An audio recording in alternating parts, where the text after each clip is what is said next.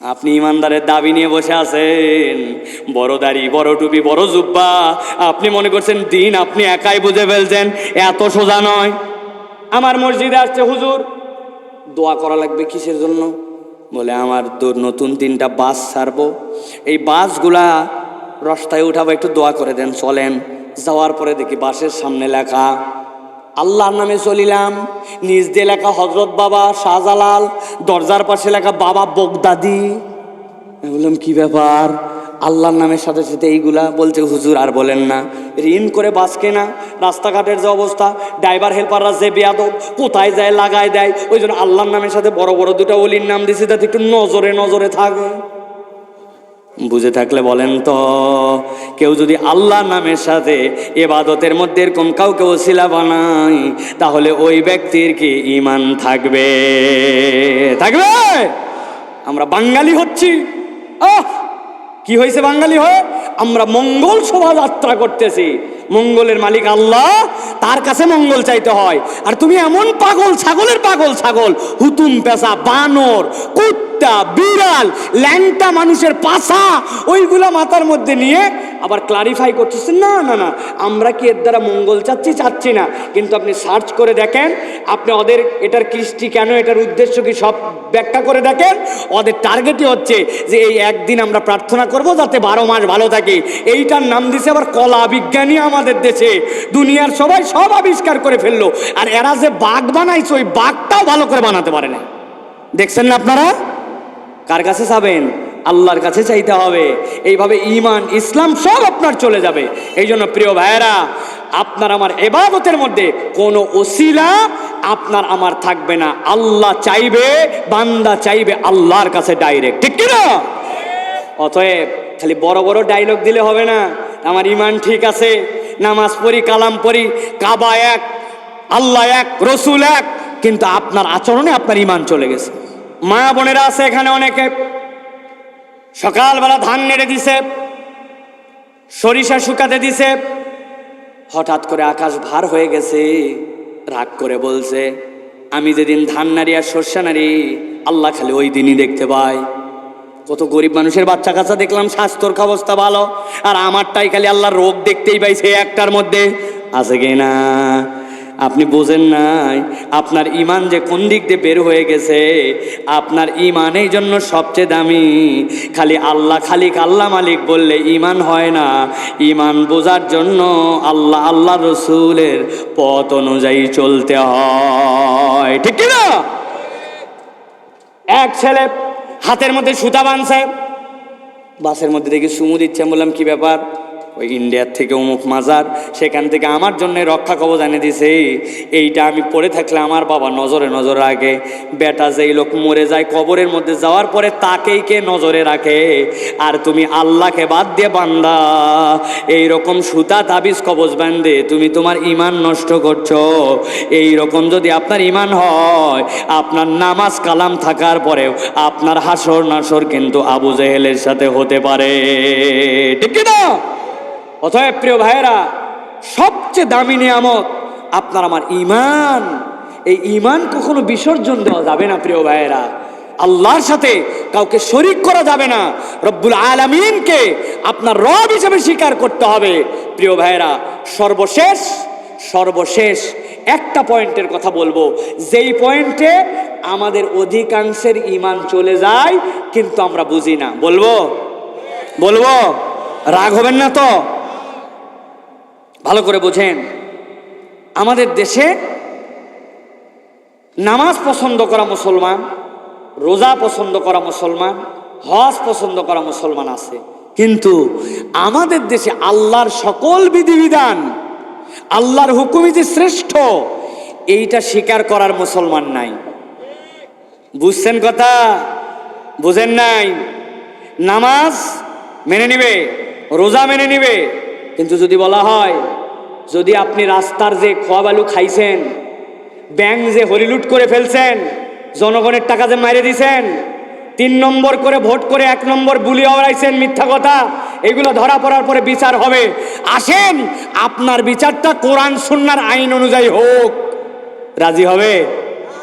বলবে না ভাই 1450 বছর আগের হাত কাটামাটা বিধান ওগুলো আমাদের পছন্দ না। জেনা করে একজন ধরা পড়ছে, পরকিয়া করে ধরা পড়ছে, মদ গাঁজা খেয়ে ধরা পড়ছে, কোরআনে তার বিচার আছে, আছে কি না? বলবে না ওইগুলা পাথর মাথর মারা 1450 বছর আগের বিধান, এগুলো আর আমাদের সমাজে চলে না। নামাজ খুব পছন্দ, রোজা খুব পছন্দ, কিন্তু আল্লাহর অর্থনীতি, আল্লাহর সমাজনীতি, আল্লাহর রাষ্ট্রনীতি পছন্দ না, আছে কি না? এই কথা শুনলে এখানে অনেকের মন খারাপ হচ্ছে।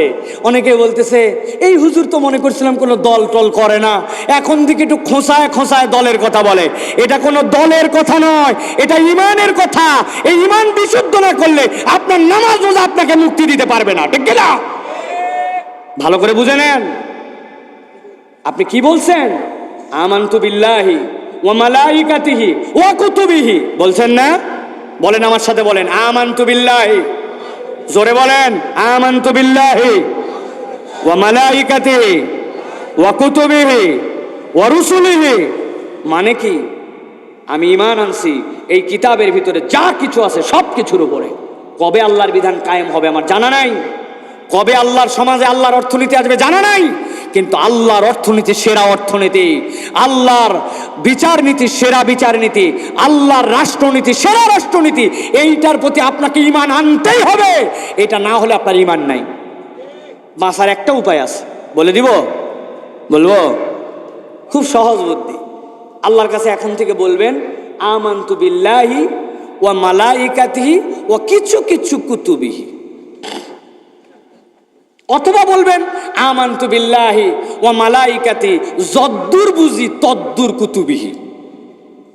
হবে তো কাজ না? বাটাম সমান করে দিবে একবারে। এই জন্য মনের থেকে, চেতনার থেকে পরিবর্তন ঘটান। কবরে যাওয়ার পর কোন পার্টি কোন মার্কা জিজ্ঞাসা করবে না। যত বড় লাট সাহেব হন, কবরে শোয়ানোর পরে মান রব্বুকা ওমা দীনুকা ওমান নবিয়ুকা এটা জিজ্ঞাসা করা হবে। ওমা মার্কাউকা হাল আনতা নৌকাউকা ওয়া ধানের শিশুকা, এগুলো শুনবে না। অতএব ঈমানটা মজবুত করেন, দ্বীনের পক্ষে আসেন, কোরআন সুন্নাহর পক্ষে কথা বলেন। আল্লাহ আমাদেরকে বোঝার তৌফিক দান করুন, বলেন আল্লাহুম্মা আমিন। আমি অবাক হয়ে যাই, সারা দেশে যেখানে যাই লোকে লোকারণ্য, মানুষজন পাগলের মতো আসে, আর আমাদের এলাকার মানুষ কোরআনের টান নাই তাদের হৃদয়ের মধ্যে, ঘরের মধ্যে শুয়ে আছে। বছরে একদিন আয়োজন হয়, ক্রিটিসাইজ করে, বাঁকা কথা বলে। এটা যৌক্তিকপূর্ণ কথা নয়। আল্লাহ আমাদেরকে হেদায়েত দান করুক, বলেন আল্লাহুম্মা আমিন। আমি আপনাদের কাছে আবার সামারি করে দেই 1 মিনিটে। তাহলে আল্লাহর রহমত প্রাপ্ত দলের অধিভুক্ত কয় দল? ভুলে গেছেন? কয় দল? ইন্নাল্লাযিনা আমানু ওয়াল্লাযিনা হাজারু ওয়া জাহাদু ফি সাবিলিল্লাহ। আমাদের ঈমান যদি ঠিক করতে পারি, ইনশাআল্লাহ আল্লাহর কাছে মুক্তির একটা ব্যবস্থা আমাদের হবে। এই জন্য ভাই শিরিক করা যাবে না, কোনো পীর মাজার কারো কাছে চাওয়া যাবে না। কোনো পীর মাজার এরা আমাদেরকে তরাতে পারে না। একমাত্র তরানেওয়ালা হচ্ছেন আল্লাহ, ঠিক কি না? অতএব আল্লাহর দিকে আমাদের মুখাপেক্ষী হতে হবে। ইয়াকা না'বুদু ওয়া ইয়াকা নাস্তাঈন। আল্লাহ আমাদেরকে তার দ্বীনের উপরে থাকার তৌফিক দেন, বলেন আল্লাহুম্মা আমিন। তাহলে আজকের থেকে আমরা শপথ নিব যে আমরা আল্লাহ এবং বান্দার মধ্যে কোনো ওসিলা মানতে রাজি নাই। ইবাদত হবে নিরেট আল্লাহর জন্য। রাজি আছেন ইনশাআল্লাহ? অনেক ভণ্ডাবু চালু হয়েছে, মসজিদেও নাকি আসা লাগে না, ঘরে নামাজ পড়লেও নাকি হয়, তাদের নামাজ নাকি তাদের মতো, বয়াত নাকি নেওয়া লাগে, শরীয়ত আলাদা, মারেফত আলাদা। আমি নাম দিছি এটা মারেফত না, এটা মারার পথ। কি এটা? এই খবরদার মারার পথে জানি যায়েন না। দ্বীন ইসলাম বোঝেন, আল্লাহ আমাদেরকে বোঝার তৌফিক দান করেন, বলেন আল্লাহুম্মা আমিন। আগামীকালকে নওজোয়ান মাঠে আসবেন, ইনশাল্লাহ অনেক কথা হবে। তবে শেষ করার আগে আপনাদের কাছে বলি, এই যে রবিউল ভাই অনেক মহব্বত করে আমাদেরকে, ভালোবাসে, মহব্বত করে, বারবার বলছে আমার সময় নাই, তারপরেও বের করে আমার মনে হয়েছে এই 2টা দিনের কথা আমরা এখানে আসলাম, এই জিনিসগুলো শিখলাম, এই আমরা বুঝলাম, এই হেদায়েতের কাজটা চালু রাখা দরকার আছে কিনা ভাই? আছে ভাই, আছে। আমাদের সকলের তো একটু কন্ট্রিবিউট করা দরকার, শরিক হওয়া দরকার। আমি কালেকশানের লোক নই, আমি টাকা পয়সা উঠাতে পারি না, তবে ছেলেরা আপনাদের কাছে একটুখানি ব্যাগ নিয়ে যাবে। এখন মেহেরবানি করে আপনাদের সাধ্য অনুযায়ী কেউ মাহরুম করবেন না। 5টা মিনিট বসে যান, সকলে একটু ভিতরে চলে যান, চট করে যান। ভিতরে পাঠায় দেন, তাড়াতাড়ি যাও বাবা। সকলে আমরা একটু শরীক হব। বাবারা একটু বসেন, 1-2 মিনিট আমরা শেষ করে দেবো। 12টার আগে আমাকে শেষ করতে বলা হয়েছে। আলহামদুলিল্লাহ আমরা একদম কথা গুছাই নিয়ে আসছি। আল্লাহ রাব্বুল আমিন আমাদের আজকের আশা বর্ষাকে কবুল করেন। যাও, তাড়াতাড়ি যাও, ওই রাস্তার ওই মাথায় যাও। ওই যারা উঠে যাচ্ছে সকলে পকেটে হাত দেন ভাই, না দিয়ে গেলে হবে না কিন্তু। 10, 20, 50, 100 আপনাকে কিছু শরিক হয়ে যেতেই হবে। আল্লাহ আমাদেরকে কবুল করুন। সকলে পকেটেতে হাত লাগান, সবাই লাগান বাবা, আল্লাহ বরকত দিবে ইনশাআল্লাহ। 10, 20, 50, 100 টাকা দেন ইনশাআল্লাহ, আল্লাহ কমাবে না ইনশাআল্লাহ। আল্লাহ এই মাহফিলকে কবুল করবেন, আল্লাহুম্মা আমিন। আল্লাহ জানে মালে বরকত দান করবেন, আল্লাহুম্মা আমিন। আল্লাহ আমাদের যে ভাইরা শরিক হলো, আল্লাহ সকলকে কবুল করবেন, আল্লাহুম্মা আমিন। আল্লাহ রাব্বুল আলামিন এই মাহফিলকে বছরকে বছর হেদায়েতের জরিয়ার হিসাবে এখানে আল্লাহ উপস্থাপন করার মতো তৌফিক দেখ, বলেন আল্লাহুম্মা আমিন। আল্লাহ রাব্বুল আমিন আমাদের যাদের মৃত আত্মীয় স্বজন কবরে চলে গেছেন তাদেরকে মাফ করে দেন, আমাদের গুনাহ খাতা মাফ করে দেন। সূরা ফাতিহা পড়েন একবার, সূরা ইখলাস পড়েন 3 বার, দরুদ শরীফ পড়েন একবার।